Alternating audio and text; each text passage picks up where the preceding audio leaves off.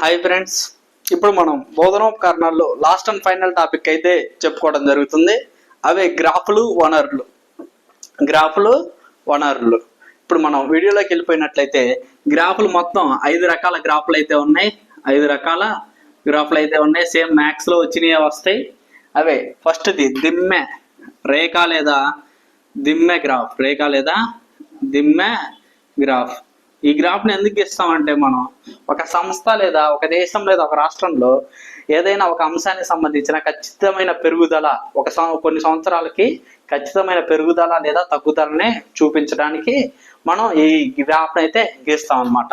ఇప్పుడు మనం 2 అక్షాలు అనేది తీసుకుంటాం, x అక్షం y అక్షం. ఇక్కడ మనం ఏదైనా ఇయర్స్ అయితే తీసుకున్నట్లయితే ఇక్కడ 2020, 21, 22, 23. ఇప్పుడు మన ఆంధ్రప్రదేశ్లో పడిన వర్షపాతాన్ని ఇక్కడ లెక్కిస్తాం. 100, 150, 200, 250 సెంటీమీటర్లు. ఇవి సెంటీమీటర్లు అనమాట. మనకి 2020లో ఒక 200 సెంటీమీటర్ల వర్షపాతం కురిసింది అనుకోండి, ఇలా గీస్తాం. 2021లో 220 సెంటీమీటర్లు. 2022లో మనకి 190 సెంటీమీటర్లు మాత్రమే. ఇలా మనం రేఖ లేదా దిమ్మె గ్రాఫ్ ని ఇలా గీస్తాం అన్నమాట.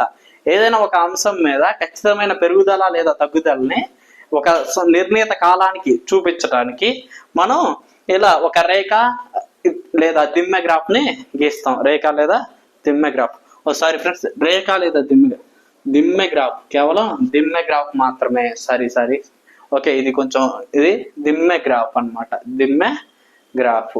ఓకే, నెక్స్ట్ వచ్చేసరికి రేఖా గ్రాఫ్ లేదా లైన్. అది ఓకేనా. Line graph. ఈ లైన్ గ్రాఫ్ అనేది 2 అంశాలకు సంబంధించిన పరస్పర ఖచ్చితమైన పెరుగుదల లేదా తగ్గుదల. 2 అంశాలకు సంబంధించిన ఖచ్చితమైన పెరుగుదల లేదా తగ్గుదల పరస్పర అంశాలకు సంబంధించింది. ఇలా గీస్తాం. x అక్షం y అక్షం. మనం ఏదైనా ఇప్పుడు టమాటాల రేటు తీసుకుందాం. టమాటాల రేటు ఇక్కడ 2000. మనం ఇక్కడ నెలలు తీసుకుందాం. ఆగస్ట్, సెప్టెంబర్, అక్టోబర్, నెక్స్ట్ ఏంటి ఇక్కడ నవంబర్. ఓకేనా. ఇక్కడ 20 రూపాయలు, 30, నెక్స్ట్ 40, ఇక్కడ 50. ఓకే, మనం ఆగస్టులో 23తో స్టార్ట్ అయ్యి సెప్టెంబర్లో 15 రూపాయలు వచ్చింది. తర్వాత ఇట్లా పెరుగుతూ పోయింది అనమాట. అంటే ఈ టమాటాల రేటు డిమాండ్, ధరకి డిమాండ్కి మరియు మనం పరస్పర సంబంధాన్ని చూపించాం అనమాట. నెక్స్ట్ మనకు వచ్చేసరికి చిత్ర గ్రాఫులు.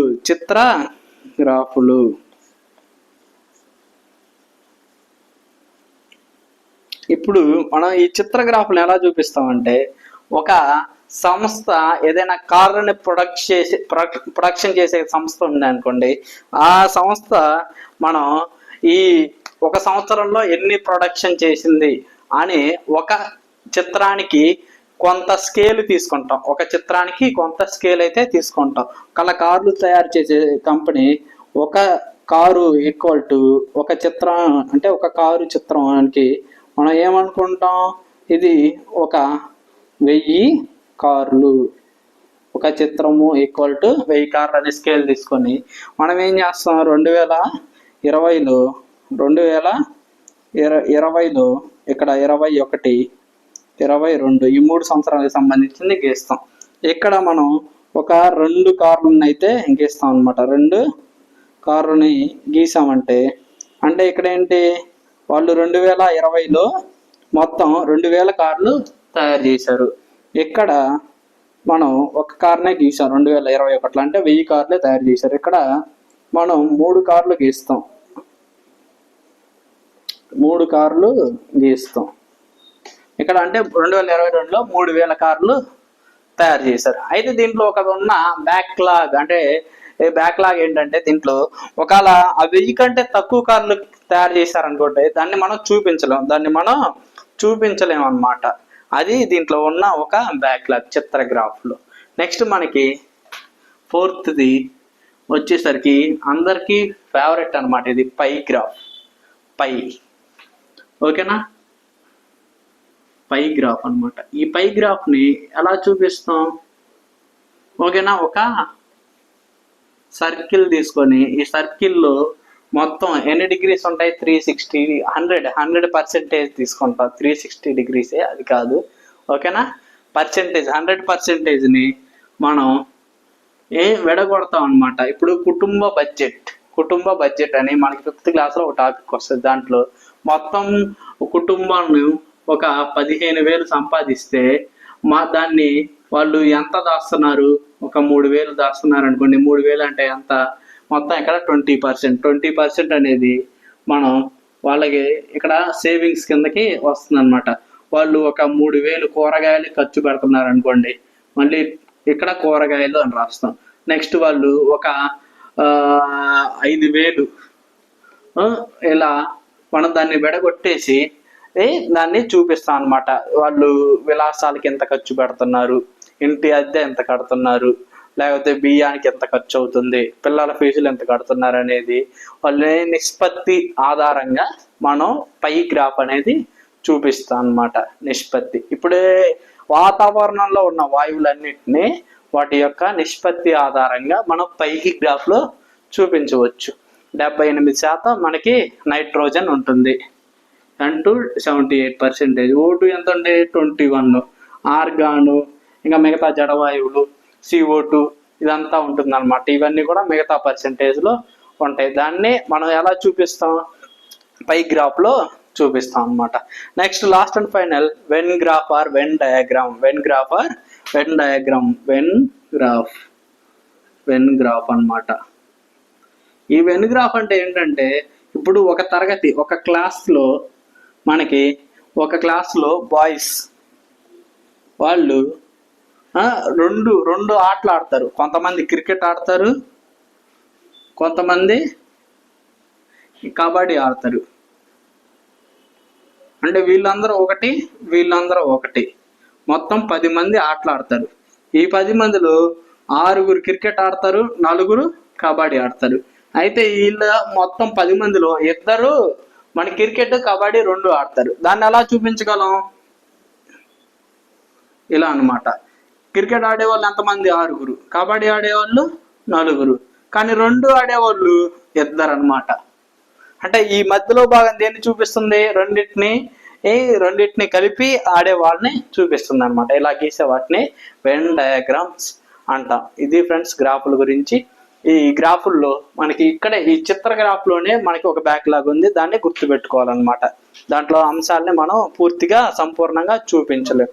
నెక్స్ట్ వనరులు రకాలు. వనరులు 3 రకాలు.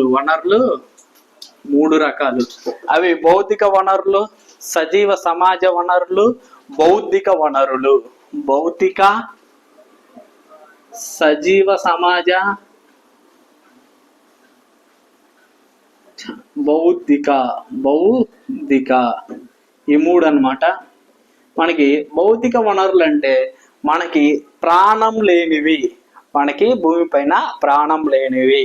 అవి ఇళ్ళైనా కావచ్చు, లేకపోతే పర్వతాలైనా కావచ్చు, కొండలు కావచ్చు, నదులు కావచ్చు. ఇవన్నీ కూడా ప్రాణం లేనివి అన్నమాట. పరిశ్రమలు, కర్మాగారాలు ఇవన్నీ కూడా భౌతిక వనరులు మనకి. నెక్స్ట్ సజీవ సమాజ వనరులు. ప్రాణం ఉన్నవి, సజీవ సమాజ, చెట్లు, నెక్స్ట్ జంతువులు, ఇవన్నీ కూడా సజీవ సమాజ అన్నమాట. ఉద్యానవనాలు, వ్యవసాయ క్షేత్రాలు, ఇవన్నీ జూ పార్కులు, ఓకే, అడవులు, ఇవన్నీ కూడా సజీవ సమాజ వనరులకు వస్తాయి. నెక్స్ట్ మనకు వచ్చేసరికి బౌద్ధిక వనరులు. ఇక్కడ బౌద్ధిక వనరులు అంటే ఆలోచించే వాళ్ళు అని గుర్తుపెట్టుకోవాలి. బౌద్ధిక వనరులు వాళ్ళలోకి వచ్చేసరికి మనకి ఇవి వృత్తులు కిందకు వస్తాయి. Doctors, lawyers, okay, engineers, okay. మనకి ఈ స్కూళ్ళల్లో MRC, ఓకేనా, CRPలు ఉంటారు. మళ్ళీ మనకి ట్రైనింగ్లు జరిపేటప్పుడు DRP, SRP లేదా SRG ఇట్లా, ఓకేనా. స్టేట్ రిసోర్స్ పర్సన్స్ అందరూ కూడా బౌద్ధిక వనరుల కిందకి వస్తారనమాట. మనకి శాస్త్రవేత్తలు వీళ్ళందరూ కూడా బౌద్ధిక వనరులు, ఓకేనా. ఇవి అన్నమాట ఇంకా నెక్స్ట్ ఇంకొక వర్గీకరణ కూడా ఉంది. ఎల్ఎల్ బెర్నార్డ్ ప్రకారం వనరులు మళ్ళీ 3 రకాలు సేమ్: భౌతిక, జైవిక, సాంఘిక, సాంస్కృతిక. సేమ్ ఇక్కడ కూడా ఇంతే. ఇక్కడ భౌతికకి వాతావరణం, జలావరణం, మనకి శిలావరణం, ఇవి భౌతిక వనరులు.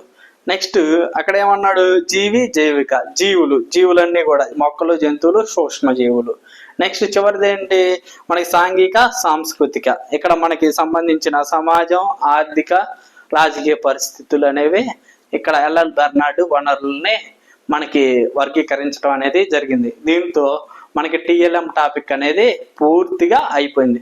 కేవలం టిఎల్ఎం నిర్వచనాలు, బోధనోపకరణాలు, నిర్వచనాలు అది మాత్రమే ఉంది. ఈ నిర్వచనాలు అన్నీ కూడా మొత్తం ఒకసారి ఒకరోజు కోడ్లతో మనం చెప్పుకుందాం. ఈ కోడ్లతో మనం చెప్పుకుందాం. ఫ్యూచర్లో చాలా నిర్వచనాలు ఉంటాయి. టిఎల్ఎం ఉంటాయి, విద్యా ప్రణాళిక ఉంటుంది, బోధనా పద్ధతులు ఉంటాయి. ఇవన్నీ కూడా మూల్యాంకనం అంటే అంటారు. ఇవన్నీ కూడా ఒక 20-30 నిర్వచనాలు ఉంటాయి. వాటిని ఒక 10 లెక్కన 3 వీడియోలుగా మొత్తం ఒక టెట్ ఎగ్జామ్లో మొత్తం నిర్వచనాలు అనేవి మీ కోడ్లు అనేది అందించడం జరుగుతుంది. నెక్స్ట్ మనకి బోధనా పద్ధతులు అనే టాపిక్ అనేది మనం స్టార్ట్ చేయటం జరుగుతుంది. ఫ్రెండ్స్, ఈ వీడియో మీకు నచ్చినట్లయితే లైక్ చేయండి. మన ఎంఎస్ ట్యుటోరియల్ యాప్ని డౌన్లోడ్ చేసుకోండి. దాంట్లో మనకి రేపు ఖచ్చితంగా ఈ బోధనోపకరణాలకు సంబంధించి ఎగ్జామ్ అయితే వస్తుంది. ఆల్రెడీ ఎగ్జామ్ అప్లోడ్ చేయడం జరిగింది. రేపు మనం రిలీజ్ చేయడం జరుగుతుంది. ఓకే, నెక్స్ట్ బోధనా పద్ధతులు అనే చాప్టర్ అనేది మనం చెప్పుకోబోతున్నాం. Thank you friends, thank you for watching.